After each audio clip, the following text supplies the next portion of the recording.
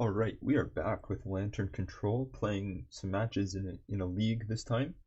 So we're just going to start off here with a Mull to 6. It's not great. Stirrings can hopefully get bridge, and then Shredder plus Saga will be the lock. So we're just going to bin the land here. They're going to start off on Mutavault and Aether Vial. This is probably going to be some form of creature deck. Kind of Merfolk is the most likely. Fortunately, Merfolk has historically been a pretty good matchup for us, but it did get some new tools. I'm going to run out a Shredder and see one of the new cards, Tishana's Tidebinder here. So this is kind of a new card out of Merfolk that we do have to watch out for. Can counter, probably a Codex Shredder will be its best activation, will be countering Shredder, or she'll shut it off for the rest of the game. So you'll see as this match goes on how we kind of play around this and work around it, but we do like seeing Merfolk, as it's generally a good matchup. We draw Pithing Needle here, which is actually really nice, as they're on the one land Aether Vial start. So by needling Aether Vial, hopefully we can keep them off pressure too quickly, and then we're just going to grab a bridge here, as normally bridge is pretty good against Merfolk. It's just our key to winning the game. We're going to keep milling them, seeing what they're doing, and we see another card that we don't often see out of Merfolk, Drowner of Secrets, which allows them to tap untapped Merfolk to have someone mill.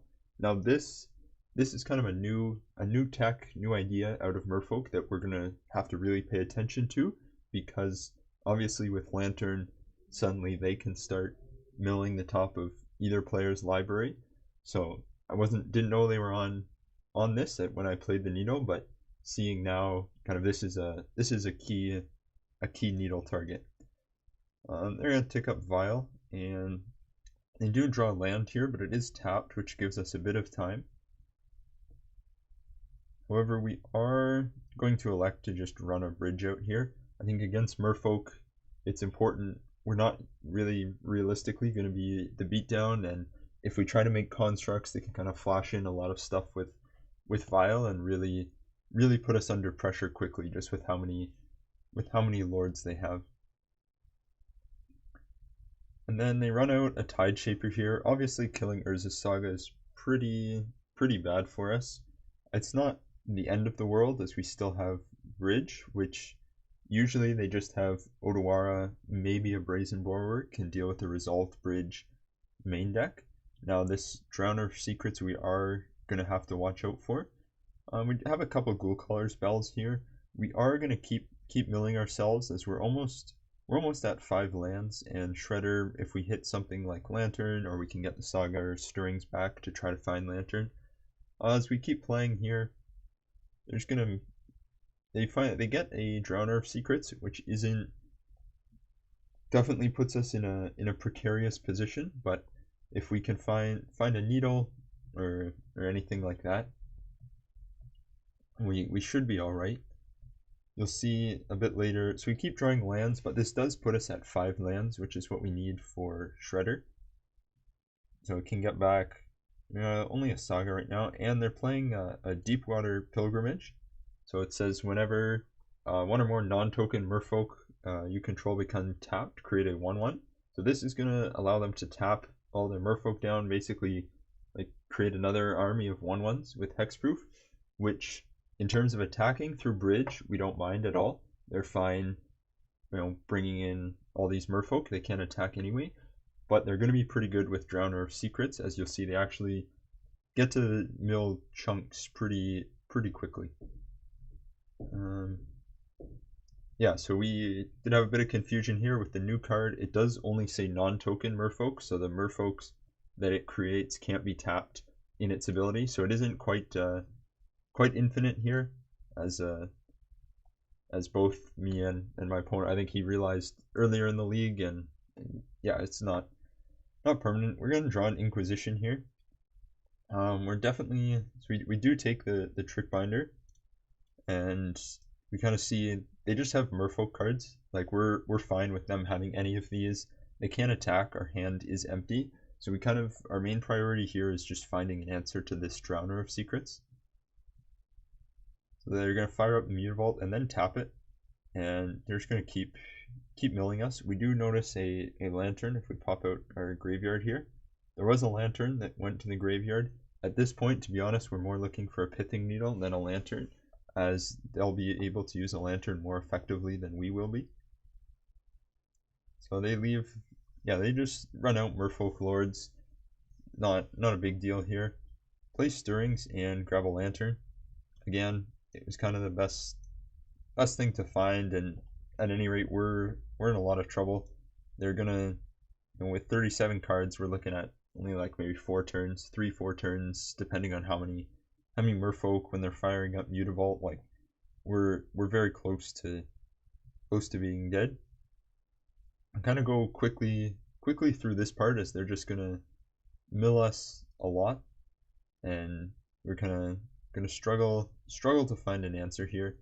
We have Academy Ruins, but it's not good against instant speed mill, and they mill it. As you can see here, just in one turn, they milled us for 11 cards.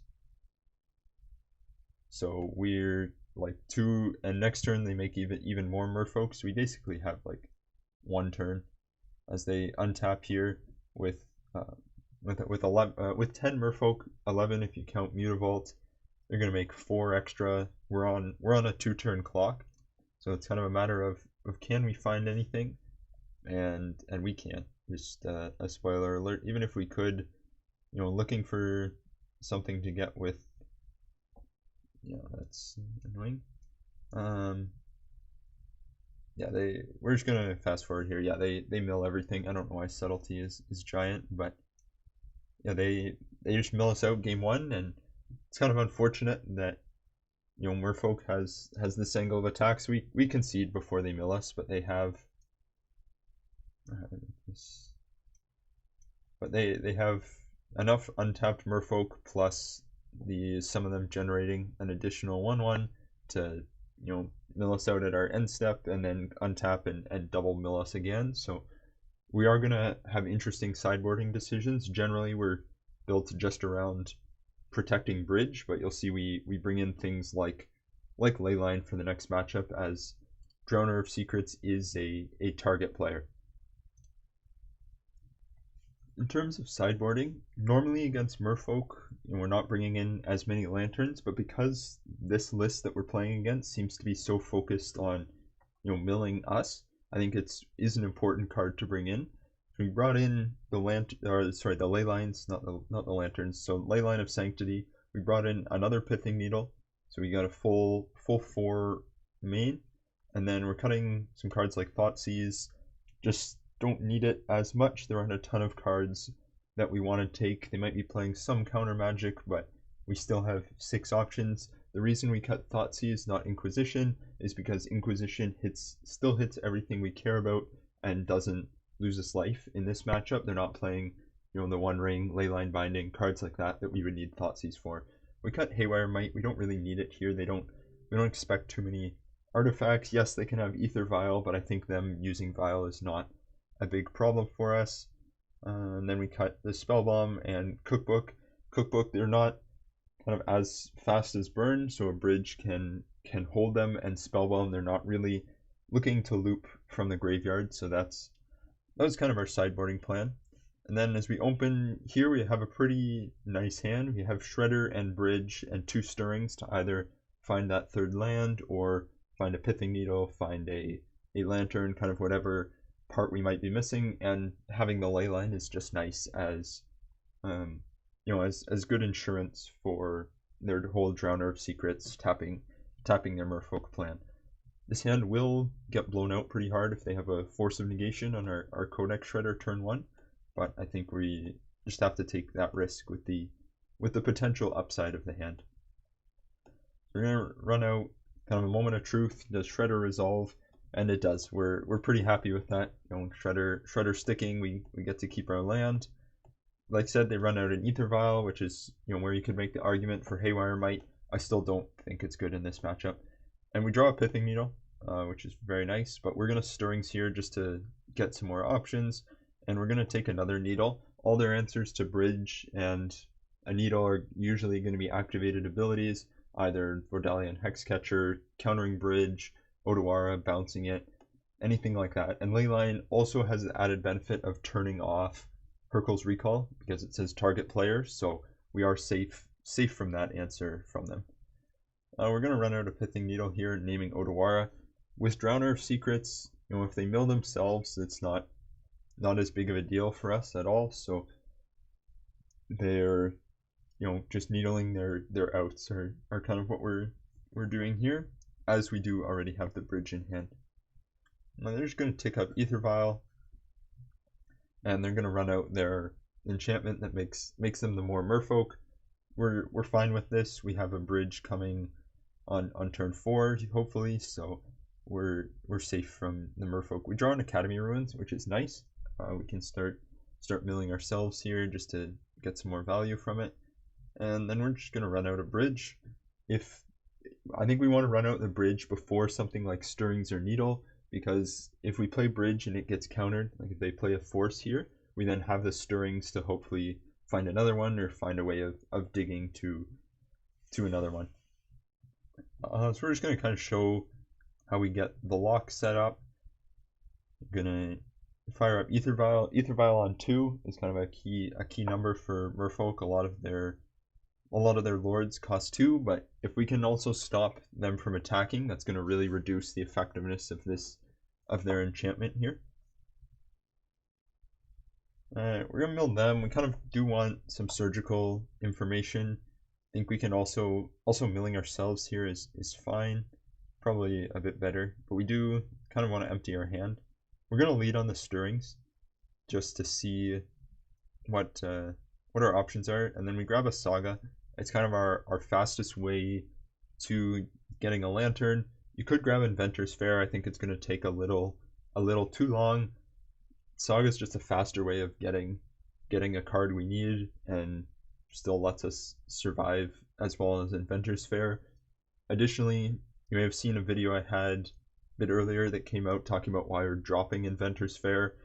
Something like this, where you would think this is the exact situation where you want to have Inventor's Fair, and we just take a Saga anyway. Saga is a way better card, does the tutoring for free, so I think Inventor's Fair just isn't worth the slot. And then we're going to run out both needles just to empty our hand. And so we are going to name Drowner of Secrets just to have an added layer of kind of protection if they find some answer to Leyline of Sanctity. If they do find a way of bouncing it or something, we will be able to recast it with these Glimmer Voids, but still nice to have that extra protection there. Did find it interesting that they didn't use Vial in response to Needle. Definitely, if you play Merfolk, you'll want to use Vial in response to Merfolk. Again, we're gonna name the Hexcatcher. Just we want our spells to resolve later. It's kind of their only other activated ability. We don't really need a 4th needle here. I can't remember if we draw one or not, but it's not make or break at this point. So they're just going to run out some lords, and yeah, we start milling ourselves just so we're going to take the Mimic, or Sphaloon, sorry, just to stop. Sorry, we do take the Mimic because we don't want them playing a Tishana's Tidebender, countering Shredder, and then being able to vial in a Mimic to counter another one. We leave them with Sevulum. I don't know, Merfolk players, you can correct my pronunciation, Sphaloon, however it's pronounced. And yeah, so they kind of have one blind draw here before we get Lantern off Saga next turn. Hopefully it's nothing too bad. And yeah, so they run out Sphaloon. We're gonna mill a pending. Yeah, so we draw a bridge. It's fine, we can play it. When we do see a Tidebender on top of their library, so it's one of the cards that can stop a Codex Shredder activation. Not something we really want them to have. And we are going to run out the second bridge, just that added layer of protection. One Brazen Borrower won't win it for them here. And then we're gonna, oh, right. Sorry, I missed, we milled the Spreading Seas that we didn't want to shut off Academy Ruins. And so that leaves the Tidebender on top with Codex Shredder. I think we could shuffle here, but one activation isn't the end of the world being shut down. So we're just gonna leave it. We're gonna kind of fast forward here. A lot of this is, you know, just kind of setting up. We see another Shredder on top, which is great. They have the Trickster Tidebender in hand, and yeah, it's fine. We're gonna mill them here on their end step just to get it out of their hand. You know, at least they've used it at this point, and it is just one Shredder that they're shutting down, so not a huge deal. We draw the second one, and from this point, kind of Merfolk doesn't really have good ways of catching up from this position, so we're gonna let them draw the Tide Shaper here. I know we kept them off Spreading Seas. Let them have Tide Shaper might seem a bit weird, but at this point we kind of just want to focus on maintaining the lock, so the Tide Shaper is not a big deal here. And then we're going to start milling ourselves just to, yeah, so they draw the Drowner, but they can't use it. That was their one blind draw, so at this point we know we're pretty much safe, and they don't have many ways of drawing extra cards. You know, I said I criticized Inventor's Fair before, but we do use it here. Again, this is a situation where it's not necessary. It's just kind of there to speed up the lock a bit when we're already winning. So it does not, especially if you're playing like in paper, you don't need to necessarily go incredibly faster, so it's fine. We are gonna mill the glass pool here. I think. Yeah, we mill the glass pool. We don't want them to have another Trickster just shutting down another Codex. And then we go grab Inventor's Fair from here. One thing I'll say is we do play it out, so the timing does get a bit tight. You want to, when you're in this position where you're not milling yourselves as more, you can save targets on your Codex Shredder triggers so that you just click the top target player and it will automatically go to them, and that really helps us in, you know, in the future as we get into time trouble. I don't think I'm going to show it. We have two Shredders against Merfolk. We never lose this game. Like we're just going to mill them out, but it's going to take a lot of time, so I'll skip through that. We win game 2. Let's see what game 3 has to offer. So as we start game 3, we're going to first draw your attention to the clock situation, where we're actually under 10 minutes, just over 9 minutes for game 3, just from playing it out, milling their whole deck, and this is enough time to get a game in. Like, still play your game.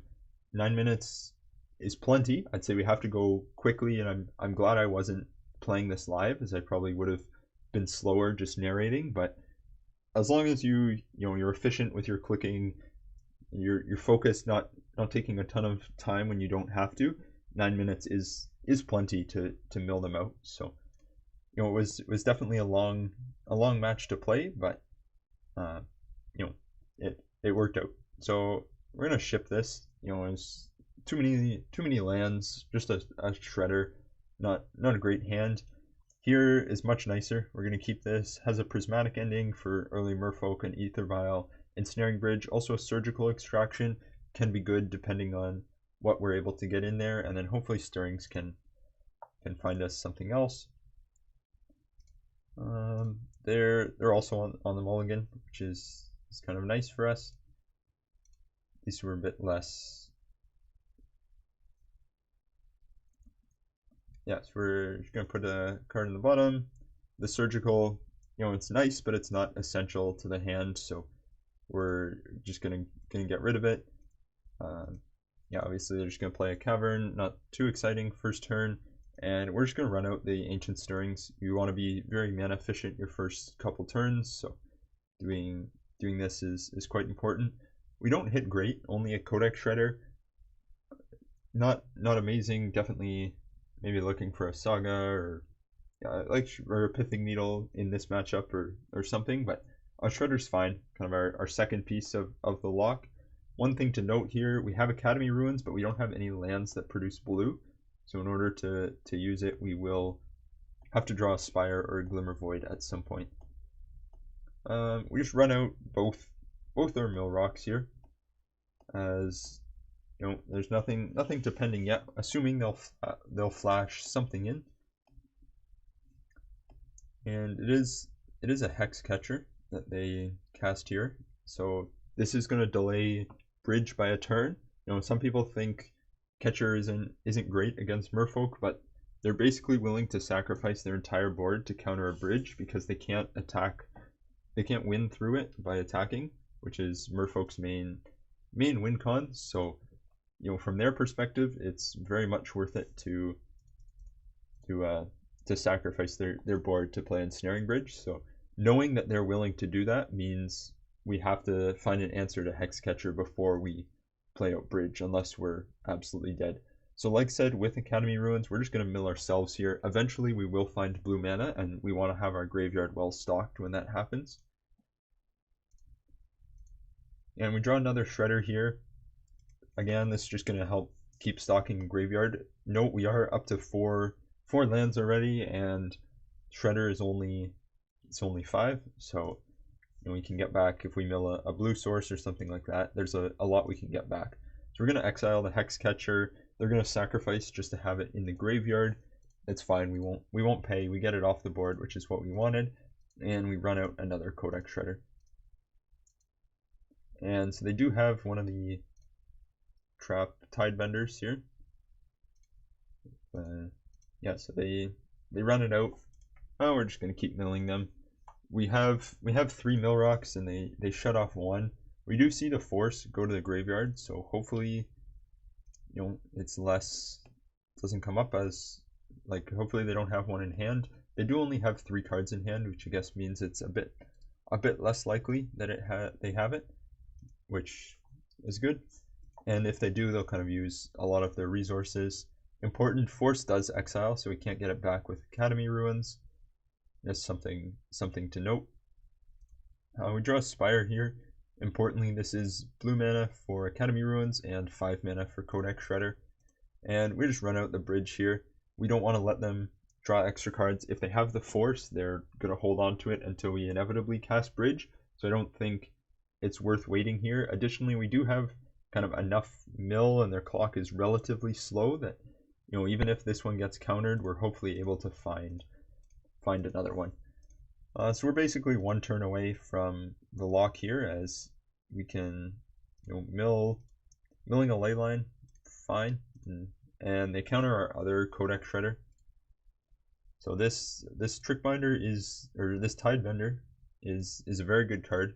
I think it really brings a lot of life back to Merfolk, but ultimately, if this catches on in Merfolk, I think we're fine, as Merfolk historically has been probably the best matchup that Lantern has ever had. You know, it's, you know, and at times been up 80-90% against Merfolk. So we draw an Academy Ruins here that we're going to run out, hopefully get back Lantern. Again, you'll see Inventor's Fair come up, but it's only, like, you're using it to get a second mill rock, which isn't, it's never winning you the game, as we'll see. Like, Academy Ruins is just so much more useful. And so as you see here, we use 1 Ghoul Caller's Bell to mill everything, and then I don't know what we're doing. Never mind. Yeah, we use Academy Ruins to put the Lantern back on top. Now they can mill us here, but just kind of making them use it. However, I think they elect not to make us mill here. I can't remember what they do. Yeah, they're gonna mill the Lantern, and we're just gonna blind draw here. It's not worth using the Ruins. They'll just mill it again. So we're gonna run out an Inquisition, kind of see what they're working with, and we're gonna take the Spreading Seas here, the Pilgrimage and the Trident. We can play fair to get the Needle next turn, and we're good. So Needle is It is actually pretty good here, the Inventor's Fair, because we're gonna use it at their end step. So although they do mill a needle, meaning even like a Codex Shredder or anything like that would work too. Again, they're just running out. They're gonna target the Inventor's Fair here. Kind of a mistake by them. They definitely should have gone after the Academy Ruins. We're just gonna use Inventor's Fair in response, so it doesn't really accomplish, I think, what they wanted it to accomplish. So we're just gonna find a needle here. Yeah, we're just gonna get the artifact, and we're off to the races here. It's very difficult for them to win. We do want both of us milling, and they could have got in for one, but they definitely want to use the mill. We cast the needle here. They're gonna mill us, kind of use it while they can. Use it or lose it philosophy. Notice we are getting down just under 7 minutes, but the first 7 turns we've kind of taken less, like 2.5 minutes, so that is pretty quick. We take the pilgrimage here just to limit the number of merfolk they can get, as the other cards we saw were all totally fine. We're then going to mill ourselves again, and put lantern back on top, and at this point we're pretty set. So we draw the lantern here, and again they have so few answers once it's already on the board. They're either going to fight on the stack or kind of in other methods. So we can even mill here just to improve our own draws. And importantly, there is a shredder in the graveyard that we're going to get back with Academy Ruins.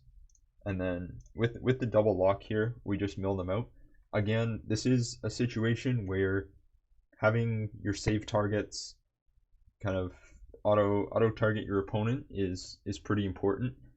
What they were doing here, they were just F6ing kind of immediately through every turn, and kind of to put all the clock pressure on us. As we go through here, I don't think I'll show the rest of it. We eventually get the win. I might skip through it kind of quickly. There isn't too many big discussion points here. Like we play bridge, we're gonna play Bell next turn. Saga's gonna get a interestingly, Saga, like we used Inventor's Fair to get Pithing Needle. Saga would have done the same thing. So we skip. We're under 5 minutes, but 30 cards left, and we're milling for 4 a turn, with 2 bells and 2 shredders. So we do have the save targets on the shredder auto yield. We're kind of casting whatever's in their hand, and then as long as we use our mill to stop them from drawing cards that also draw cards, like if we stop them from drawing card draw, we can kind of skip their draw step, their main phase, just yield till end step every turn, which is nice. We get to do it a bit faster. We actually kind of want them to run out some of their lords here, because we can hold cards in hand if you need to for timing. Like if they played out a couple lords, we could hold 1 or 2 cards in hand just to save that bit of time. We'll see they're down to 17 cards in 3 minutes, and it looks tight, but it's like 4 turns, so we'll have no problem milling them out. Yeah, we just fast forward here. We got time to play stirrings, and we got so many mill rocks here. Interestingly, our cards are very close, but with Academy Ruins, we're not going to mill out with cards in deck. So even if Ghoulcaller's Bell was our only mill rock, we can just put a lantern back on top, sacrifice it, put lantern back on top, sacrifice, like with the Academy Ruins. So we're never going to mill out like that. But yeah, it's fully within their right to play it out. I definitely recommend at some point practicing playing it out. If you have to go into tournament practice, if you need someone to help, if you want to find someone that's willing to do testing against you with you playing it out, just so that you're able to mill them in time and kind of get that practice. I know here 5 cards, it's 2 turns in a minute and a half, and we'll have no problem with this. So we'll skip through this quickly, and yeah, just pretty quickly finish them off. And then they elect here. They're 3 minutes, and we sit there for like 3 minutes. Whatever. I mean, it's their time. I don't mind. signed up for a 50-minute game. We're getting a 50-minute game here. It's actually pretty close to one of the longest games I've had, just in terms of clockwise. Just you'll notice when it ends, and we pass through here, and they let their timer run out. We have like 40 seconds left, so 50 minutes and 50 minutes and 16 seconds later we win. So we get the victory. I will say, make sure you have those save targets. Don't have them on earlier in the game when you're milling yourself. But as you get later in the game, when you're only milling your opponent, you can definitely save targets here. You want to yield to a lot of their triggers just to get through things faster. Yeah, I'm sure there are guides out there of kind of how to play faster on MTGO that you can look for, and might do a video on that at some point. But just for now, kind of Merfolk, the new cards, Drowner of Secrets and the Deeproot Pilgrimage, Leyline and Pithing Needle are now used against Merfolk, which was a big change from before, but Merfolk still definitely a favored matchup. So best of luck as you run into this new Merfolk in the wild.